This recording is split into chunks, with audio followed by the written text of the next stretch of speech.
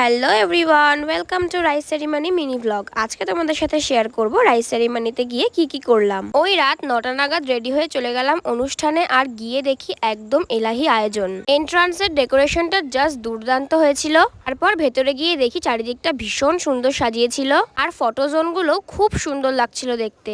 এই দেখো আমাদের গুলুমুলু, যার আজকে রাইস সেরিমানি। আর এবার তোমাদের দেখাই ডান্সের সেটআপটা। এই দেখো ডান্সের সেটআপ, যেটা দেখেই আমার ডান্স করতে ইচ্ছে করছিল। আর তারপর চলে গেলাম স্টার্টারের দিকে, আর প্রচুর রকমের স্টার্টার ছিল, যেটা আমি নেক্সট ভিডিওতে শেয়ার করব। স্টার্টার গুলো খেয়েই চলে গেলাম সবাই মিলে ডান্স করতে। আসলে কোনো অনুষ্ঠানে গিয়ে ডান্স না করলে আমাদের মতে সেই অনুষ্ঠানটা জমে না। ডান্স করে তারপর অনেকটা রাত হয়ে যাওয়ায় চলে যাই মেন কোর্সের দিকে। আর আমাদের গ্রুপটা একসঙ্গে থাকলে সেখানে কাউতালি হবে না, সেটা তো হতেই পারে না। আর ওদের সবাইকেও আজকে ভীষণ সুন্দর লাগছিল দেখতে। আর ওরা না নিজেরাই বলে আমাদের তোমার ভিডিওতে নাও, এটা আমার ভীষণ ভালো লাগে। এদিকে এর কাণ্ড দেখো, যেখানে যাবে সেখানে গিয়েই এরকমই করবে। তারপর চলে আসে খাবার দাবার, আর মেনুতে অনেক কিছু ছিল। এগুলো আমি নেক্সট ভিডিওতে শেয়ার করব। তো আজকের ভিডিও এই অবধি। ভালো লাগলে like comment share subscribe. See you in the next one. By.